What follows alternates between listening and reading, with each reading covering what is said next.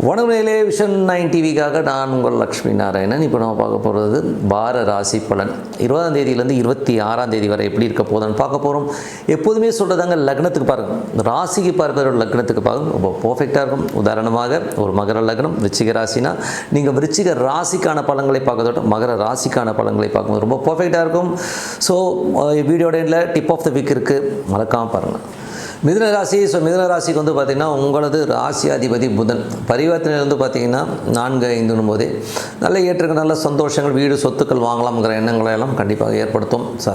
ஒரு நீச்சபங்கமான ஒரு ராஜயோகம் சொல்லுவோம். அந்த மாதிரி சூழ்நிலையில் வந்து குழந்தைகளால் வந்து திடீர் அதிர்ஷ்டங்கள், குழந்தைகளோட விஷயங்கள் வந்து பெரிய வளர்ச்சி வர்றதுக்கான ரொம்ப சிறப்பாக இருக்குது. அதுக்கப்புறம் பார்க்கும்போது உங்களது 2ஆம் அதிபதியான சந்திரன் வந்து நாளில் இருக்கும்போது வீடு சொத்துக்கள் சம்மந்தமான விஷயம் சின்ன சின்ன மன உளைச்சல் ஏற்படுறதுக்கான கொஞ்சம் கவனமாக இருந்துக்கணும். மற்றபடி அது வந்து ஒரு 2 நாள் தான் இருக்கும். ஸோ அதுக்கப்புறம் எல்லாமே சரியாயிடும். அதுக்கப்புறம் பார்க்கும்போது உங்களுக்கு 3ஆம் அதிபதியான சூரியன் 5ல் வந்து நீச்சமாக இருக்கும்போது குழந்தைகள் உல்லாசமாக போகிறேன்னு சொல்லிட்டு அதனால் ஒரு சின்ன மன உளைச்சலோ ஸ்ட்ரெஸ்ஸோ வர்றதுக்கான குழந்தைகள் மேலே சின்ன சின்ன சந்தேகங்களால் கொஞ்சம் வந்து மன உளைச்சல் வரும். ஸோ அதை மட்டும் கொஞ்சம் கேர்ஃபுல்லாக ஹேண்டில் பண்ணிங்கன்னா போதும். மற்றபடி வந்து 4ஆம் அதிபதியான புதன் வந்து பரிவர்த்தனையில் இருக்கும்போது சிறப்பான பலன்கள், நல்ல சந்தோஷங்கள், குதூகலங்கள் வர்றதுக்கான ரொம்ப நல்லாயிருக்கு. அதுக்கப்புறம் உங்கள் 6ஆம் அதிபதியான செவ்வாய் வந்து 5ல் இருக்கும்போது வேலை பளுக்கள் அதிகமாக இருக்கும். நிறையா என்ன சொல்கிறது முயற்சிகள் எடுப்பீங்க. ஸோ அந்த முயற்சிகள் வந்து அடுத்த லெவல் போகிறதுக்கான வாய்ப்பு கொஞ்சம் வந்து ஒரு ஸ்ட்ரெஸ்ஸாக இருக்கிற மாதிரி ஃபீல் கண்டிப்பாக இருக்கும். 7ஆம் அதிபதி 6ல் இருக்கும்போது பார்த்திங்கன்னா உங்களுக்கு வந்து பார்த்திங்கன்னா கொஞ்சம் வந்து ஒரு 7ஆம் அதிபதியான குரு வந்து 2ல் வந்து உச்சமாகும்பொழுது நல்ல ஏற்றங்கள், பொருளாதார ரீதியாக நல்ல ஏற்றங்கள், சுப நிகழ்ச்சிகள் கூடி வர்றதுக்கான வாய்ப்புலாம் நல்லாவே இருக்குது. பட் இருந்தாலும் கணவன் மனைவியினுடைய வாக்குவாதங்கள் வருவதை தவிர்த்துக்க முடியாது. அதனால் கொஞ்சம் வந்து கணவன் மனைவியினோட பேசும்போது கொஞ்சம் கவனமாக பேசுங்க. பார்ட்னர்ஷிப் சம்மந்தமான விஷயங்களும் கொஞ்சம் கேட்கலாம். ஏன்னா 7க்கு 8ஆக வரும்போது பொருளாதார ரீதியாக 2 பேரும் ஒரு சண்டையோ சச்சரவோ இல்லை கணவன் மனைவியினோட அவங்க குடும்பத்தார் வீரிய வரல, நீ உங்கள் அப்பா அப்படி செஞ்சார், உங்கள் அம்மா அப்படி செஞ்சாங்க, இந்த மாதிரி ஒரு பிரச்சனைகள் வர்றதுக்கான வாய்ப்புலாம் இதை வந்து கன்சிடர் பண்ணாமல் கொஞ்சம் ஓரம் வச்சுட்டு நீங்கள் வாழ பாருங்கள். அதுக்கப்புறம் பார்க்கும்போது உங்களுக்கு 8ஆம் அதிபதி. ஸோ 8ஆம் அதிபதியான சனி. ஸோ 8, 9ஆம் அதிபதி சனி வந்து 10ல் வக்கரமாக இருக்கும்போது தொழில் ரீதியான விஷயம் நல்ல ஏற்றங்கள் தான் கொஞ்சம் ஸ்லோவாக போகிற மாதிரி ஃபீலை கண்டிப்பாக கொடுக்குங்க. 11ஆம் அதிபதியான செவ்வாய் உங்களுக்கு வந்து 5ல் இருக்கும்போது நல்ல லாபங்கள், நல்ல ஏற்றங்கள்லாம் கண்டிப்பாக இருக்குங்க. ஸோ செவ்வாய் வந்து இப்போ குருவுடைய சாரத்தில் நல்ல பொருளாதாரத்தில் வந்து நல்ல ஏற்றங்கள், ஆன்மீக சுற்றுலா போகலாங்கிற எண்ணங்கள்லாம் கண்டிப்பாக ஏற்படுத்துங்க. ஸோ இதுவரை பார்த்து பொது பலன்கள். இப்போ பார்க்குறது தசாபக்தி பலன்கள். மிதுன லக்னமாக இருந்து சூரியன் தசாபதி. சூரியன் 3ஆம் அதிபதி உங்களுக்கு வந்து 5ல் நீச்சமாக இருக்கும்போது கொஞ்சம் ஸ்ட்ரெஸ்ஸஸ், டென்ஷன்ஸ் வர்றதுக்கான வாய்ப்பு, நிறைய சந்தேகங்கள், குழந்தைகள் மேலே நிறைய சந்தேகங்களாக ஒரு மன உளைச்சல் வர்றதுக்கான வாய்ப்புனா ரொம்ப கவனமாக இருக்கணும். மிதுன லக்னமாக இருந்து சந்திரன் தசாபதி. சந்திரன் வந்து வீடு வாசல் சம்பந்தமான விஷயம், நல்லா ஒரு பெரிய ஒரு வீடு வாங்கலாம், வண்டி வாங்கலாங்கிற எண்ணங்களை எல்லாம் கண்டிப்பாக தோற்றுவிக்கும். மிதுன லக்னமாக இருந்து செவ்வாய் தசாபதி. செவ்வாய் வந்து பார்த்திங்கன்னா உங்களுக்கு வந்து 5ல் இருக்கும்போது குழந்தைகள் மேல் நிறைய சந்தேகங்கள் இருக்கும். ஸோ இருந்தாலும் வந்து குழந்தைகளோட வளர்ச்சி ரொம்ப சிறப்பாக இருக்குங்க. ஸோ அதில் வந்து ரொம்ப அற்புதமாக இருக்குங்க. மிதுன லக்னமாக இருந்து உங்களுக்கு 6ஆம் அதிபதியான செவ்வாய் வந்து 5ல் இருக்கும்போது வேலை பளுக்கள் அதிகமாக இருக்கிறதுக்கான வாய்ப்புகள் நிறைய இருக்குது. ஆனால் வருமானம் நல்ல வருமானங்கள் கண்டிப்பாக இருக்குங்க. ஸோ அதுக்கப்புறம் மிதுன லக்னமாக இருந்து உங்களுக்கு வந்து ராகு தேசம். ராகு வந்து உங்களுக்கு வந்து 9ஆம் அதிபதியாக இருந்து அது குருடைய சாரத்தில் இருக்கும்போது வெளிநாட்டில் இருக்கவங்க நல்ல வருமானங்கள், பிரயாணங்களில் நல்ல வருமானங்கள் வர்றதுக்கான வாய்ப்பாக இருக்கும். வெளிநாட்டில் வேலை பார்க்கும்போது திடீர் அதிர்ஷ்டங்கள், திடீர் வருமானங்கள் வர்றதுக்கான ரொம்ப சிறப்பாக இருக்குது. மிதுன லக்னமாக இருந்து குரு தேசாபதினா குரு வந்து பார்த்திங்கன்னா உங்களுக்கு 7ஆம் அதிபதி 2ல் இருக்கும்போது கணவன் மனைவிக்குள்ள வாக்குவாதங்கள் வர்றதுக்கான வாய்ப்பு, அது மட்டும் கொஞ்சம் கவனமாக பார்த்துக்கணும். மற்றபடி வருமானத்திற்கு எந்த குறைவும் இருக்காது. பட் 2 பேரோட குடும்பத்தை பற்றி பேசிக்கிறது, வரவு செலவு பற்றி பேசுகிறதுனால 2 பேருக்கு கிளாஷஸ் வரதுக்கான ரொம்ப கவனமாக இருக்கணும். மிதுன லக்னமாக இருந்து சனி தசாபதி. சனி வந்து பார்த்தா 10ல் இருக்காரு வக்கரமாக. ஒரு 8, 9ஆம் அதிபதி 10ல் வக்கரமாக இருக்கும்போது தொழில் ரீதியான விஷயங்கள் சின்ன சின்ன ஸ்ட்ரெஸ்ஸஸ் இருக்கும். அப்பாவுக்கும் உங்களுக்குமே ஒரு சின்ன வாக்குவாதங்கள் இருக்கான கொஞ்சம் கவனமாக இருக்கிறது ரொம்ப ரொம்ப நல்லது. அதுக்கப்புறம் மிதுன லக்னமாக வந்து புதன் தசா புத்தியந்திரங்கள். புதன் வந்து பார்த்தீங்கன்னா பரிவர்த்தனை இருக்கும்போது குழந்தைகளோட வளர்ச்சி நல்லாயிருக்கும். புதிய நிலப்புலன்களோ வண்டி வாங்கலாங்கிற எண்ணங்களை கண்டிப்பாக இருக்குங்க.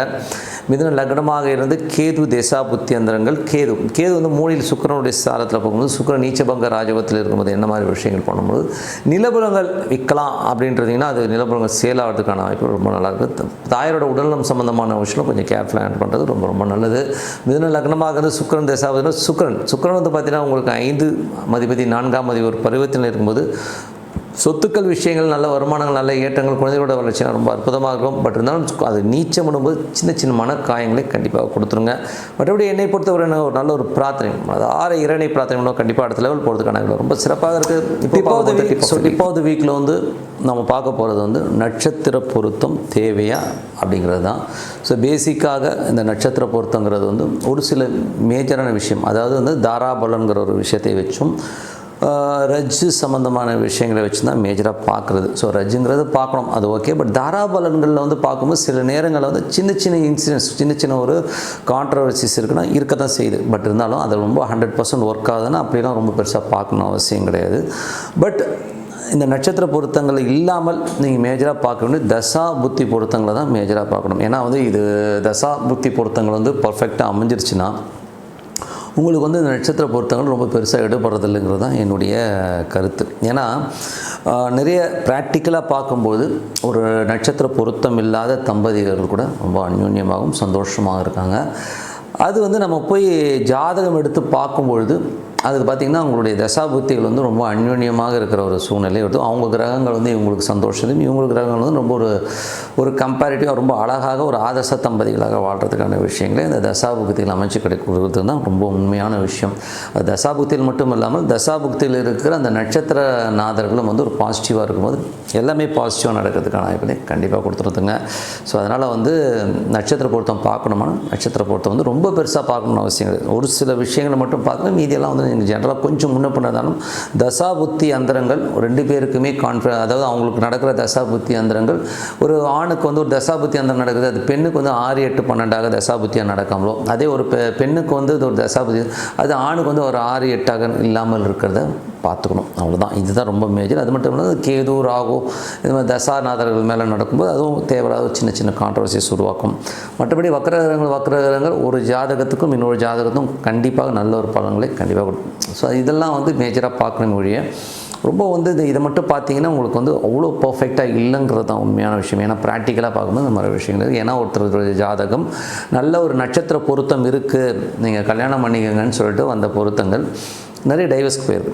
ஏன்னா என்னடா கான்ட்ரவர்சிஸ் வந்திருக்கு, ஏன் இந்த பொருத்தம் இந்த மாதிரி ஆகிருக்குன்னு பார்க்கும்போது அவங்களுடைய தசாநாதர்கள் வந்து இவருடைய லக்னத்துலேருந்து பார்க்கும்போது அந்த பொண்ணுடைய தசாநாதர்கள் இருக்கிற இடம் 6, 8 6ஆம் இடம் ரொம்ப அந்த டைவர்ஸுங்கிற விஷயத்தை வந்து அது மாதிரி நட்சத்திராதிபதியும் பார்த்திங்கன்னா ஒரு 6ஆம் இடத்தோடைய சிக்னிஃபிகண்ட்டில் போகும்போது கண்டிப்பாக ஒரு பிரிவை ஏற்படுத்துங்கிறது தான் உண்மையான விஷயம். அதே மாதிரி ஒரு தசாபுக்திகளும் கூட பார்த்திங்கன்னா ஒரு தசாபுத்தியில் வந்து ஒருத்தருக்கு வந்து ஒரு பெரிய வெற்றிகளும் பெரிய சந்தோஷத்தையும் கொடுக்குற ஒரு நல்ல தசாபுத்தியாக இருந்தாலும் அவருக்கு நல்லாயிருக்கும், பட் அவரை சார்ந்த ஒரு சிலருக்கு அது மைனஸாகவும் இருக்கும். ஸோ உதாரணம் சொல்ல போனோம்னா ஒரு பெரிய பணக்காரராக இருப்பார், பட் அவருக்கு வந்து பார்த்திங்கன்னா ஒரு குழந்தையால் ஒரு சின்ன தலைவலிகள் இருக்கும், கொஞ்சம் ஸ்ட்ரெஸ்ஸஸ் இருக்கிறதுக்கான வாய்ப்புகளை கொடுத்துரும்.